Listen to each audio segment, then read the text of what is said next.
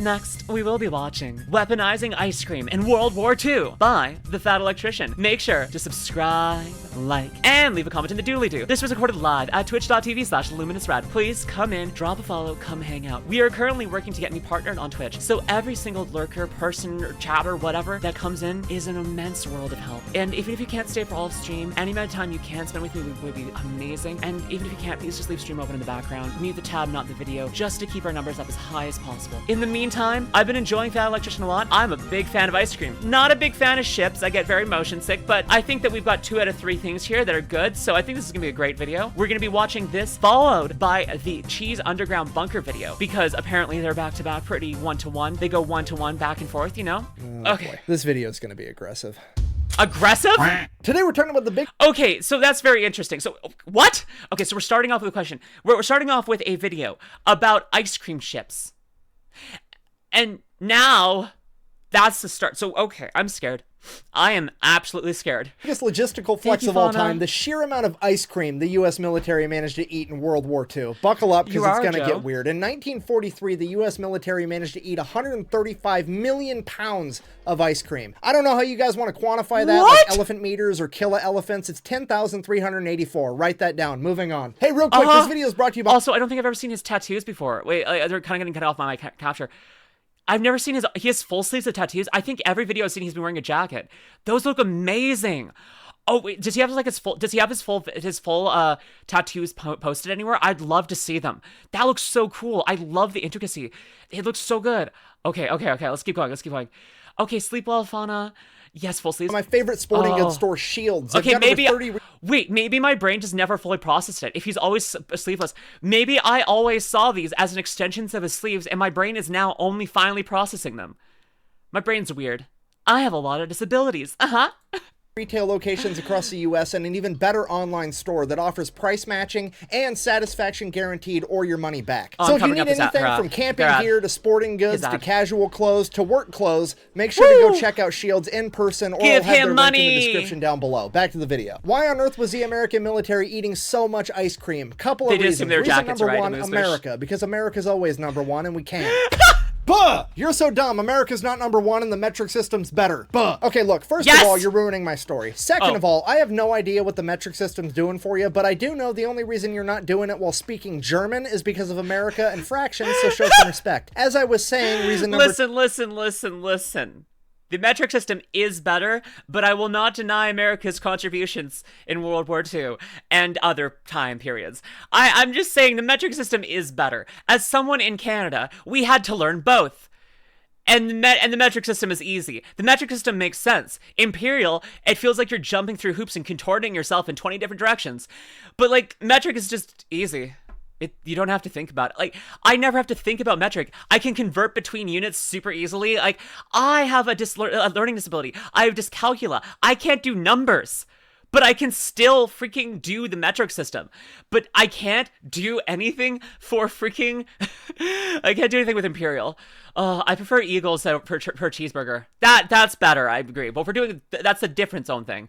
Hello, Mooseman Max. Welcome in. Hi, Miss Lumi. Hello, Mooseman. Welcome in. My foot was literally made to be the length of a king's foot at the time. Which is the problem. Which is a real problem. Football fields per moon landing. That's fair. Two, it's complicated. You see, it all started on January 17th, 1920, when the 18th Amendment went into effect and America would begin the Noble Experiment, aka Prohibition. Alcohol's banned across all of the U.S. Because of this, pretty much overnight, all the bars in America turned into ice cream parlors rather than go out of business, and ice cream stepped up to fill the social... That is a smart way of doing this. That makes so much sense. Like, okay. I don't agree with prohibition. I don't drink. I don't do drugs. I am not capable of doing those things because my medication would mix poorly and kill me if I did that, okay? I can't enjoy all of that stuff. I have no problem with others enjoying it. I recognize that prohibition and banning outright of these things just doesn't work. So, but honestly, if you're in that situation and you can't, and you're a bar and you're like, well, we can't be a bar anymore. Even if we're selling things under the down low, we have to be a legitimate business somewhere. Like, we have to make this work. Hi, Zoe. Like, we have to make this look like we're real, right? But if we want to, if like ice cream is the best way to do it. Like that's so cool. That is a fun way to do it. Listen. When I retire, do I kind of want to open up a ice cream parlor / like bookstore? Yes. And we'll sell cinnamon buns too. It'll be like a coffee shop, ice cream shop, bookstore with like board games. It'll be just like a nice little cozy place where people can come play board games, eat like cinnamon buns, drink tea and coffee, and eat ice cream. And like honestly, that's my retirement plan. That's my retirement plan. It doesn't need to make money. I need to make enough money that like I can like lose money on that for the rest of my life. But I want that. I just want to be able to have like this cozy little like shop and just be like, yeah, I'm just here. I'm having fun. And then I have a cute like wife who like we just go and like play board games together and sell like and make cinnamon buns and oh, it'd be so cute. That sounds like an awesome D&D spot. It would be, Amy. Yeah, lurk away, Cassiformic. B2 Bombers Retreat. Do Sapphic girls get a discount? Yeah. Well, that feels rude. I don't know. I don't want to like make others feel left out, but like everyone gets a discount for being themselves. Everyone who comes in and is just themselves and is being a kind and good person and enjoying their life the way that they are, they get a discount, okay? Like I'm not trying to make money off of this, right? I said no, Charles. Void left by alcohol. If you're not picking up what I put down, I'm trying to tell you that ice cream is essentially the new booze. And I know what you're thinking. Why on earth would the American government ban alcohol? It's the land of the free. No, wait. Summer. The thing is, not everyone gets a discount. If you come in and you're being a jerk to people, if you're being rude, you don't get a discount. But it's okay. I'm not putting like a price increase on them. I'm just using the base price to charge them. Everyone else, if you're being kind, if you're being normal, being generous, if you're treating with respect, there's a discount. If you're in there just like being a jerk and throwing things around, guess what? No discount for you. Ha ha ha. The home of the brave, and now you can't even enjoy a beer? That doesn't make any sense. But apparently America had a severe drinking problem back then, so the government had to step up and ban alcohol because they care about our health. Yeah. Right. And then to prove how much they cared about our health, once people naturally started making their own booze at home using industrial alcohol, they started mandating to all the manufacturers of industrial alcohol that they had to put methyl alcohol inside of it, which is poisonous to people. What? Which as a result led to over 10,000 Americans being poisoned to death during Prohibition by their own government because the government wanted to make them healthy. I'm from the government and I'm here to help. But at least there is... I'm just gonna say it. If you're worried about people's health, actively poisoning people who are continuing to do things detrimental to their health is not good for their health. I don't know, like if I wanted to like reduce people's like sugar consumption, I'm not putting a freaking cyanide in it. Like, no matter how much of an almondly, vanilla-y like flavor it adds to the freaking drink. Like, listen. Could you make a very, very tasty kind of like almondy vanilla frappuccino with a little bit of cyanide in there? Sure. Would it be the last thing they ever drank? Yes! Which is why you don't do that, and why I will have no cyanide for sale at my little bookstore, okay? Wait, where'd my mouse go? Oh, there it is. The silver lining, because Prohibition's how we got NASCAR, with a bunch of rednecks hopping up their cars so they could outrun cops. And then naturally they wanted to see if they could outrun each other, and bada bing, bada boom, NASCAR's born. A lot of left turns. Really? Anyways, the point I'm trying to get across to you is the majority of the people that served in World War II grew up in an era where their alcohol was ice cream. Meaning that they're gonna do all the ridiculous shit that military members do for alcohol, but they're gonna do it for ice cream. I mean, during the Korean War, the Seabees stole a train full of booze, and during World War II in 1942, when the USS Lexington, an aircraft carrier, got sank by 2 torpedoes, while the ship was sinking, the crew decided that it was very important that they raided the mess hall first to take all the ice cream with them. They were literally sitting in life rafts eating ice cream out of their helmets. The crews for B-17 and B-24 bombers used to take ice cream mix, put it inside of ammo cans, and then stick it inside the ball turrets when they went on a bombing run, because then if they made it back after successfully bombing the enemy, the ball turret got cold enough and there was enough turbulence that it would both chill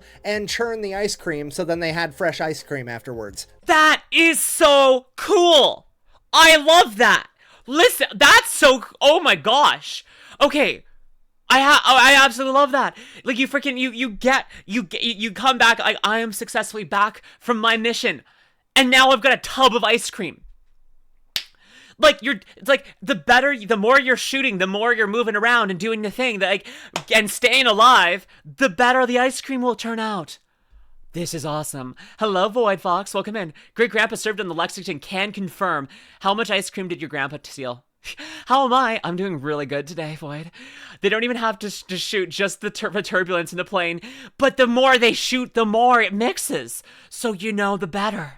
Ender, hi. I just finished watching the recording of the eye tracker stream.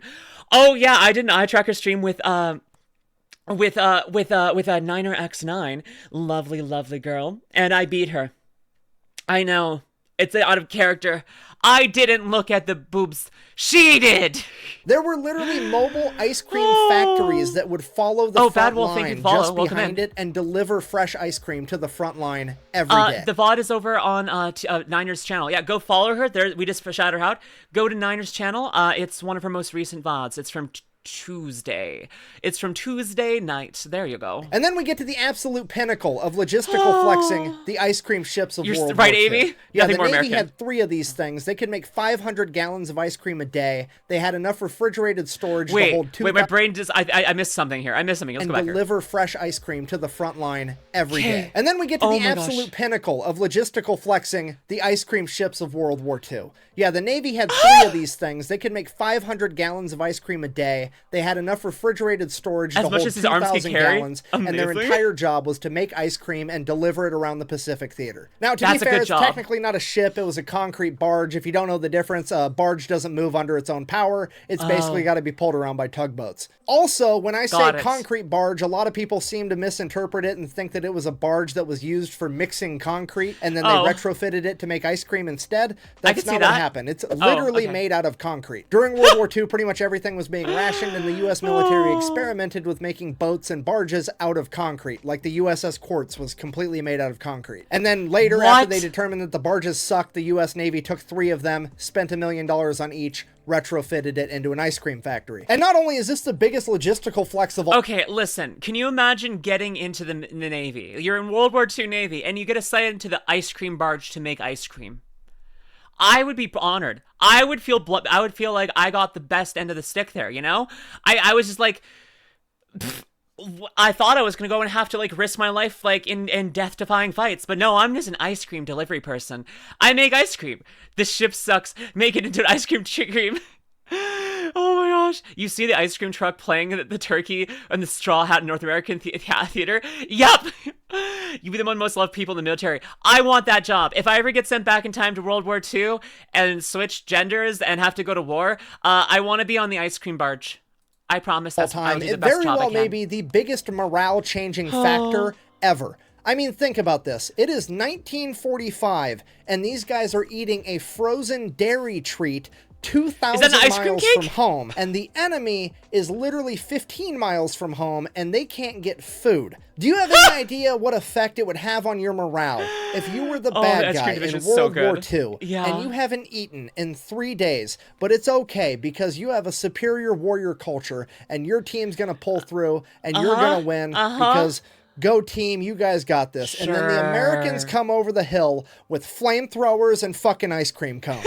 Maybe, just maybe, you're on the wrong side of this argument. That's like the star-spangled Darth Vader, okay? Come to the red, white, and blue side. We've got fucking ice cream. So in conclusion, booze and ice cream are on the same level of awesome. And next time you go out to a restaurant, you see that little old man with the black hat on the front that says he's a veteran eating ice cream out of a little dish for dessert. You know what's up. Thanks for watching. Best way to support the channel is go buy some merch at thefatelectrician.com. Quack bang out.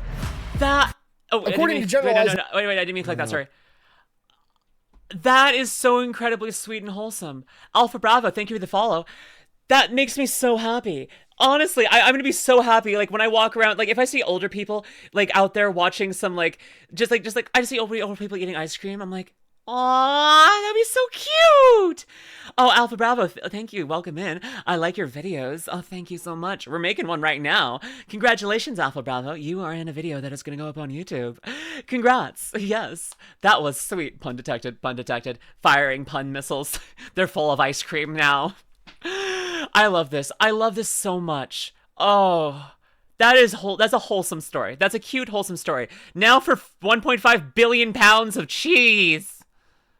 I'm scared. After Prohibition ended, the popularity practice was to make ice cream floats with either whiskey or bourbon. Oh, is that why root beer floats became a thing? Like, it's the kids' version of that? Like, to make root beer floats. Like, is that why? That makes a lot of sense. I want a root beer float right now. I haven't a root beer float in like 15, maybe I don't know, 15 years, probably. Throw with the cheese. Yes. I believe I heard a story during the comedy bits, and I thought I just made it up as a joke, but like that. But now I know it was real, right? Amy, time to see Lumi get very confused very fast with the cheese one. Kids version, what do you mean? I love them now. That's fair, but I'm just like, if you have like old grandpappy out with his beer float or whiskey float, and then little Timmy's like, Papa, I want one of those too.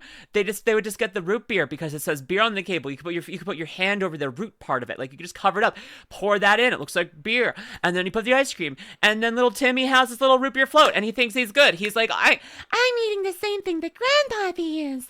Yay! And it'll be good, right? Right? This cheese video is great. Oh, this is one of my favorite videos. I'm excited. Let's get into it. This has almost nothing to do with the U.S. military, but it's so ridiculous I can't not talk about it. Valid. Today we're talking about America's strategic cheese reserve. Yeah, if you didn't know, the United States currently has over 500 underground cave warehouses spanning across 35 different states, the largest of which is underneath Springfield, Missouri, where America, as of August 2022, currently hoards 1.5 billion pounds of cheese. And just for the record, I realize I'm uploading this video very close to April Fool's Day. This is not an April Fool's joke. I am 100% serious. El Dorado... The ice cream documents the ice cream ship. But now, if America like ends up becoming an isolationist country and like cuts themselves off and citizens are starting to starve, do they just feed everyone cheese? Does the entire U.S. population have to subsist off of cheese if they run out of food? Is that how they're stopping the next Great Depression? Like, if everyone's starving, they just give everyone cheese? Pretty much. Cheese is the American way. The vault is Jerry's dream. Oh, yeah. It was real, and Uncle Sam made it out of cheese. Wait, there's a legit reason?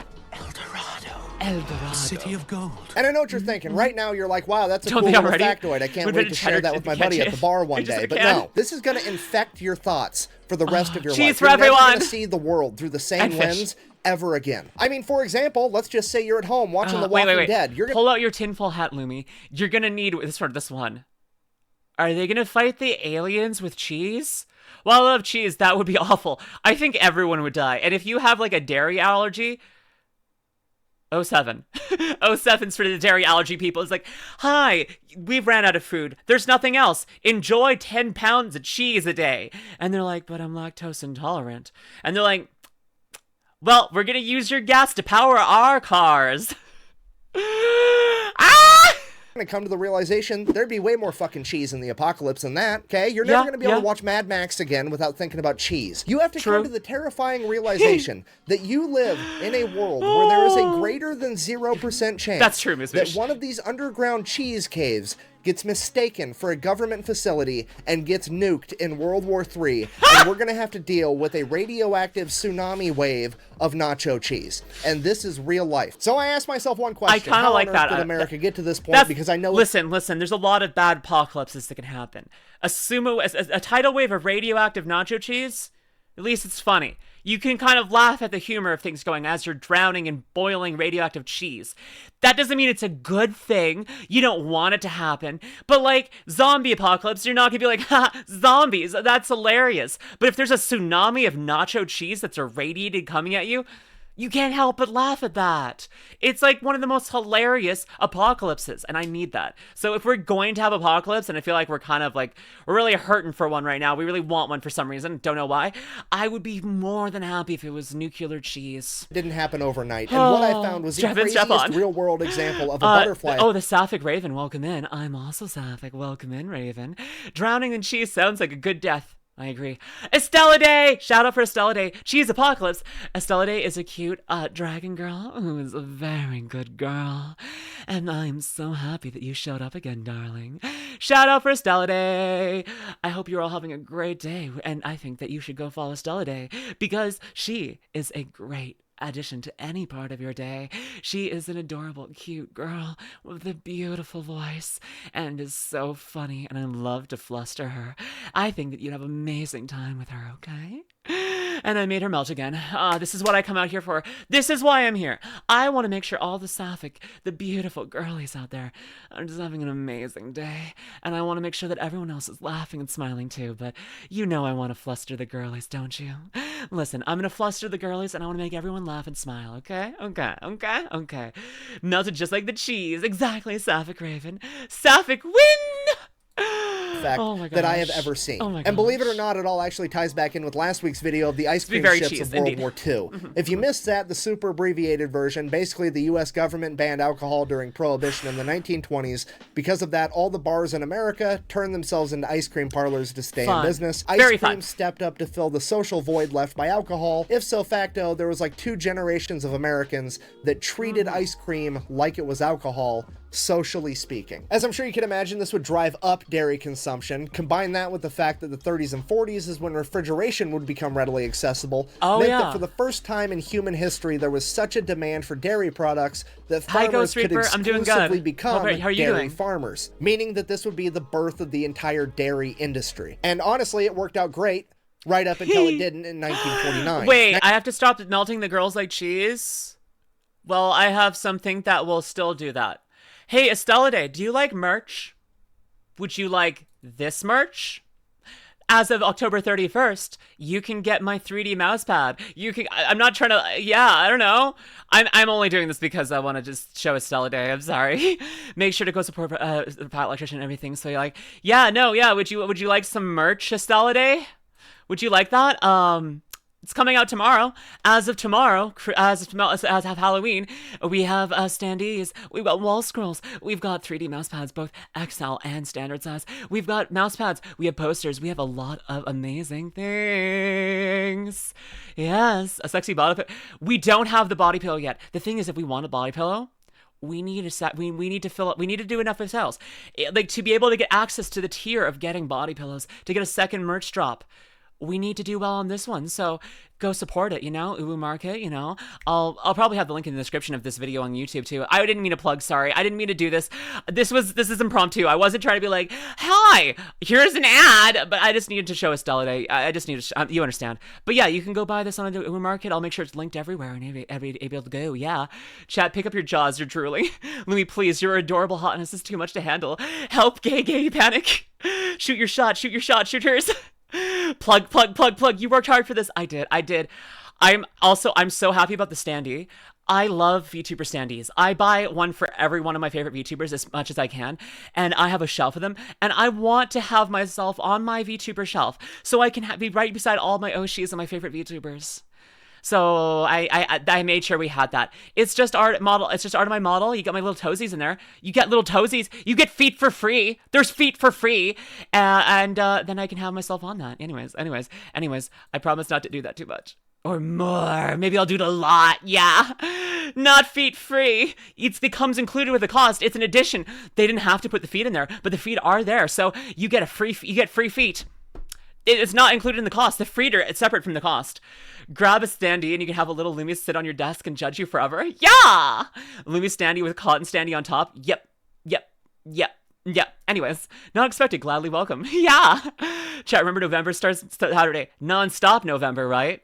Right, chat? Anyways. 1949, 4 years after World War II, the American military is downsized. There's not an entire horde of young men eating 10,000 calories a day, and America's not exporting anywhere near as much food to other countries for war relief, meant that there was a decrease in dairy consumption, or a dip in the dairy market. As this became a bigger and bigger problem, the government had to step in because they weren't about to let the entire dairy industry implode, because, I mean, let's face it, that would be utter catastrophe. So the USDA stepped in and said, hey, you know what, we're going to buy all the excess milk. Okay, pause. Thought experiment. Okay. You're a dairy farmer. You make all of your money by selling milk. And then suddenly, a couple years back, motherfuckers quit drinking milk. AKA, you made less money. Now the government has come out of left field and said, hey, we're going to buy all of the milk. What do? You make more fucking milk. And that's exactly what happened. So just to be clear, there was already too much milk. Now there's definitely gonna be too much milk. So Yep, naturally all the that milk makes starts sense. flowing in. The government has More absolutely milk. no idea what More to do with it, milk. so they turn it into cheese, that way it doesn't expire. That part makes sense, but now what Yeah. do you do with all the cheese? They have no clue, so they just throw it underneath a mountain, ignore it, and hope the problem goes away. But it doesn't go away because every single presidential administration through the 50s, the 60s, the 70s, they all continue to buy up excess milk to prop up the dairy industry, turn it into cheese, and stash it away in these caves. It literally turns into a giant political game of kick the can down the road because nobody wants to be the president that crashes the global economy by not buying enough milk while sitting on top of a mountain of cheese, which, understandable, I don't want to be that guy either. Then, the painful part of this is like, I understand the first impetus. I understand why they bought the excess milk. But they should have, like, from the start been like, hey, we're going to be buying the excess milk for a couple years, a set time limit, saying like, hey, for 5 years, we will be buying the excess cheese within this budget, and set it to about what's the excess right now. Milk, not cheese. And we'll make it into cheese. And say after that point, we're done. So then people know to transition and not be like increasing their herd size of dairy cows. And slowly let it reduce down, opposed to just being like, hey, here's some money. Like, you just like, okay, we're gonna slowly have you ramp down production. We're going to make sure that this is well thought out and set so that it can actually, like, you know, help you transition to doing other things like egg farming, whatever. But then no, this is just hilarious to me. Me too, Astrius. Oh my gosh, literally digging themselves deeper into a hole for milk. And they filled that hole with cheese.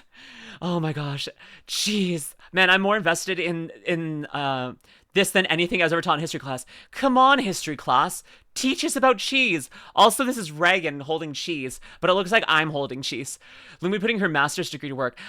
I actually know how to do this. I could actually design the policy for this. I could actually I could write out all of the freaking documents and get you in contact with the researchers that you needed to make sure you had all the proper numbers. Ah! Pika Pika, welcome in. A certain dragon told me you were making a body pillow. I don't have a body pillow yet. No, not yet. We do have a 3D mouse pad. It's not a body pillow. But we can get a body pillow if we do well on this, though, right? Right? I learned politics from Lumi. I see. Yet. Listen, spend money, give money. It's not ready, Pike. That is the old merch shop. This is not started yet. I know this is confusing. This comes out tomorrow. October 31st. Sorry. There is some nice merch over at catdragons.com, but that is not this merch. This is Ulu Markets. Don't worry.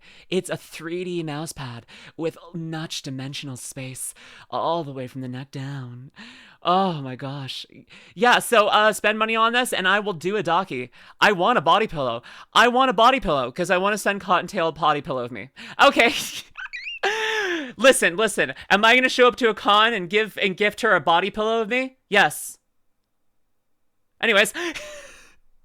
Hey, Teacup, you'll approve that, right? You won't, like, throw me out on my butt for giving her a body pillow, right? Right? It will just be the cover, like, and you can, like, microwave it and check, like, for anything. It's okay. I'm normal. Anyways, let's get back into it. Fast forward to 1980, Ronald Reagan, aka the small government guy, gets elected, finds out that the U.S. government is sitting on top of 500 million pounds of cheese and spending $1 million a day to refrigerate and store it. And he looks at this whole issue like a beaver looks at running water. You're right, absolutely Spartan. Fucking not. We can't have it. So, okay, you won't. As long as you don't throw me out, then we're safe. Okay, good to know.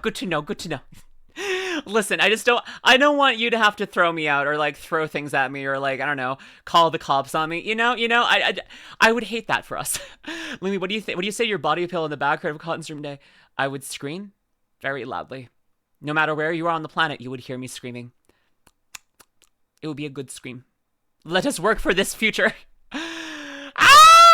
So his administration goes about figuring out the cheapest way to solve this cheese problem. Obviously, we're going to throw it all in the ocean. However, having at least the foresight to understand that that would cause political backlash will be fun. We'll save money on cheese. We're going to find out if blue whales are lactose intolerant. It's going to be a great science experiment. The public did not go for it. They kind of felt like, hey, I've paid taxes for the last 40 years. You've turned those taxes into cheese. I would at least like the cheese. So then the Reagan administration took the 55-gallon drums of cheese, cut it up into 5-pound blocks, packaged it, and spent the remainder of his administration funneling 300 million pounds of cheese into impoverished and elderly homes. And this is where we get the saying government cheese from. You're gonna end up eating a steady diet of government cheese and living in a van down by the river. The U.S. government would then continue to give out government cheese until the 1990s when they seemingly ran out, because as of today, all 1.5 billion pounds of underground secret cheese in America is privately owned by corporations like Kraft and Velveeta. And this is the part where I wanted to end the video on a happy note of the government made a mistake, they fixed a mistake over 50 years, happy ending. Hooray. However, it didn't really make sense because something happened in the 1990s where the government was able to stop buying the excess milk. What happened? And that's when it hit me. It was absolutely the Got Milk ad campaign, the biggest, most iconic ad campaign of all time. I mean, every cafeteria and every school. Thank you for the shout out for Cottontail. Go follow Cottontail VA. She is an amazing voice actor, ASM artist, singer, and performer and comedian. She is hilarious. She is fun. She has a beautiful voice. I know that if you don't spend any time with her right now, you are going to be kicking yourself for all the time you haven't been watching her content. So please go follow Cottontail VA. She is worth your time and more. Honestly, you're gonna feel like you're getting too good of a deal. You're gonna be wanting to give back money to her because like you feel like you're scamming her by watching all of her content. Like, doesn't matter how many like if you're subscribed or anything, it just feels like it feels like you're stealing. It doesn't matter how much money you're giving her, you just feel like you're stealing. I think that you'll enjoy it. Anyways. Am I good at advertising for other people? I think I am. In America had a bunch of posters Apparently, of famous 3% of the world's cheese athletes gets with stolen. milk mustaches saying, "Got milk, drink your milk." I vividly remember commercials as a child telling me that if I didn't drink enough milk, my arms would literally fall off my body. Well, Mr. Miller told me he never drinks milk. Look at him. No, that's not good. Gross. Surely this is what inspired an entire generation of Americans to eat and drink more dairy products, right? I mean, yeah, probably, but looking back I love Project Melody. She was my first VTuber, LudeTuber I ever watched. I absolutely love her. She was like the one who invented LudeTubing, and she is such an adorable bean button, like cutie patootie.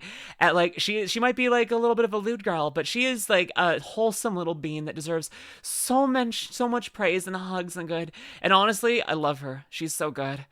OMG, what is that advert, LMAO? I'm good at advertising for people that I simp for. Oh no, I remembered the Got Milk's ad. Yeah, I'm remembering this too a little bit. I don't think they were really my time, but I saw some of their after parts. The Got Milk ads remind me of the K-Free ad exists. The K-Free, what's K-Free at that? What does that mean? Do you know that there was a Got Milk ad that was directed by Michael Bay? What? You're gonna have to send that in the Discord, Spartan. I'm gonna have to see that real soon. Yeah. Doesn't it seem just a little bit weird that it wasn't a particular company putting on all these ads? Like, if there wasn't one company profiting from selling all this milk, where was all the money coming from? I mean, it almost seems like the government launched a giant psychological operation, ad campaign, just so that they could offload milk so they wouldn't have to keep contributing to their mountain of cheese. Well, I'm going to take this off now because that's legit exactly what happened. It is? In 1995, the U.S. government created a non-profit organization known as Dairy Management Incorporated, and their entire job was to get the American people to eat and drink more dairy products. Literally a cabal of individuals plotting behind the scenes to get people to eat more cheese. It's the cheesiest conspiracy of all time. Yeah. And I'm not even kidding. Anything that has ever been sold or marketed that involved way too much cheese on it, this company is behind. Okay, they're the reason that Taco Bell started selling steak quesadillas. They were behind the Got Milk ad campaign. In 2002, when Pizza Hut had the Summer of Cheese event where they put way too much cheese on all their pizzas, this is who was behind it. In 2010, when Domino's almost went out of business, they gave Domino's $12 million to stay in business and then gave them a bunch of cheese so that they could put extra cheese on all of their pizzas, and that was their entire proposition for staying in business. Hey, our pizzas have more cheese on them now, so they're good. It is absolutely insane. Sure, that works. Thank you, Spartan. I found the world's cheese. IIRC. K Coffee was coffee in a can, but what you got famous was their ads. Wait, was it the sibling loving ads ender? Oh, that was K Coffee. It was like the cest ads, right? Those ones. Oh god. Oh god. Yeah, the sibling love ads, Estella. That was Folgers? What was the K cup ones then? What was the K free ones? Okay, yeah, there was these ads in like North America of for Folgers coffee where hi Jay Luna, but like where they had two siblings that were very intense with each other about their love for Folgers coffee, and it got very wow gross. Yeah, the Folgers ads. Yeah, no, I didn't realize those Folgers. I kind of blocked out most of that from my mind, honestly. Yeah, no, North American advertising is weird. That's all I'll say. That's all I'll say. The what ad? Yeah, the sibling love ad. Easiest conspiracy, but then I found leaked internal documents from DMI. And they are the funniest fucking thing I have ever read in my entire life. We go ahead and read one for you now. It's a letter from Pizza Hut to DMI regarding a meeting they recently had. July 6, 1999. Dear Greta, we wanted to express our thanks once again for a wonderful meeting last week. We appreciate your team taking the time to share some very valuable information and creativity during our brainstorming session. Everyone is very excited about the presentation you gave regarding DMI's available resources and cheese industry insights. We look forward to working together to develop many cheese ideas we've discussed. Cheese ideas? A valuable partnership for Wait, is this where the freaking stuffed crust came from? Is it this company that made the stuffed crust into a thing? Also, I'm just realizing this says Lord of the Cheese. That says Lord of the Cheese. Wait, Lady of the Cheese? Wait, Lord and Lady of the Cheese? I want to marry the Lady of the Cheese. I want to marry the Lady of the Cheese. Lord of the Cheese. Lady of the Cheese. I'm the Lady of the Melting. We're match made in heaven. We would just be the fondue couple, you know? It would be so good. We could just like, you could just dunk bread in us. You could dunk fruit in us. Oh my gosh. Maybe a little cake. Oh, think of all the things that you could dunk in the melting couple. The cheese melted couple. The fondue girls. Oh my gosh. That's so cool. That's so cool. Okay. Pizza Hut and DMI. Let's sell more pizza and more cheese! Exclamation point. Thank you again for coming to Dallas. We look forward to talking to you soon about our partnership opportunities. We will call you next week to discuss the next steps. Sincerely, Derek, Lord of the Cheese, and Liskrin, Lady of the Cheese. They know that this is a fucking joke. Why is this such a joke? Well, because Dairy Management Incorporated, while it is a non-profit, they don't actually have to raise money for themselves like most nonprofits do, because they're also a government checkoff program, which means every dairy farmer in America is legally required, whether they want to or not, to send this company money so that they can advertise on their behalf. And their annual budget is like $140 million a year, with their CEO and top level executives all making right around $1 million per year. Okay, if you're not picking up what I'm putting down, I'm trying to tell you there is a group of people in America getting paid $1 million to convince Americans that cheese is awesome. Okay, that's like trying to fucking explain to Stevie Wonder what nothing looks like and getting paid $1 million for it. He already fucking knows that, okay? Wait. Lumi wants to fondue the Lady of the Cheese. I'll shut up now. No, Caprice, that is perfect! I want to fondue the Lady of the Cheese. Oh, that's so funny. That's so funny. As a non-American, cheese is awesome. I do love cheese. I love me some cheese. Freaking getting some cheese with like some apricot jelly or fig spread. Get some fig spread, put it on with like a really sharp cheese. Like not maybe like a really well-aged cheddar, but like there are some really sharp cheese. Like you want something that is like, oh, it's almost painful, and then cut it with some fig spread. Oh god, that is like the best thing ever. Honestly, that's better than intercourse, as far as I know. Single and a virgin. She wants to make a good impression. Yeah! Cheese buns. I'm not a fan of figs. Too many wasps. But they're so good. That's crunch. To be fair, we're talking about US cheese, which is closer to the plastic than real cheese. Yeah, you're not wrong. I love cheese so much that even the cheesy pickup lines work on me. They do too. They do too. I love cheesy pickup lines. My brain is melting. Spartan, it depends on some brands. More plastic than others. Yes, they are. Oh my gosh. A bagel with cream cheese? Did I just say bagel? Bagel. Wait, crap. Wait, did I just adopt Project Melody's way of saying bagel? Bagel. I've forgotten how to say bagel. Wait, did I just... I'm a little bit like my Oshi. I just took an... I'm really becoming a real VTuber. I'm stealing my Oshi's talents. Bagel. I know that's wrong. I've never said it that way before. I guess I just had... I think I just had Project Melody on the brain, and now I can't remember how to say it properly. Bagel. Bagel.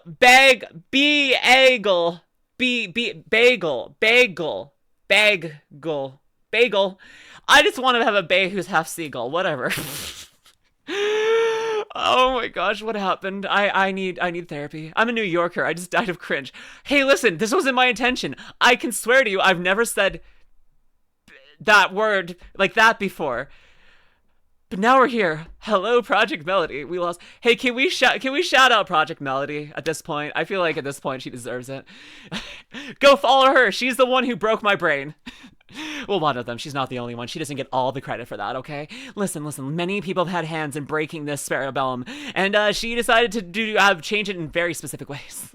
No goddamn sense. Cheese is so fucking good that it is the one thing on earth that if you were allergic to it, we're not going to say you have a cheese allergy. No, you're lactose intolerant. We're not going to say you're allergic because we all know you're going to eat that shit anyways because the consequences are worth it. Am I upset right now? A little bit. Is it because I'm jealous? Uh-huh. It's basically selling ass candles to dogs and getting paid $1 million for it. I think it has to be the most ridiculously easy job on the planet, and I'm so mad that it's not mine. Anyways, I guess if you made it this far in the Unhinged TED Talk, in conclusion, the U.S. government banned alcohol in the 1920s. It set forth a ripple effect through time, and now some dude in 2023 has my dream job of making $1 million a year to convince people of some shit they already knew. And the U.S. has 1.5 billion pounds of cheese hidden in an underground cave network. Fucking the more you know, I guess. Thanks for watching. Best way to support the channel. Go buy some merch at thefatelectrician.com. Quack bang. Buy his merch. Out. I'm gonna go eat some fucking. Buy his merch.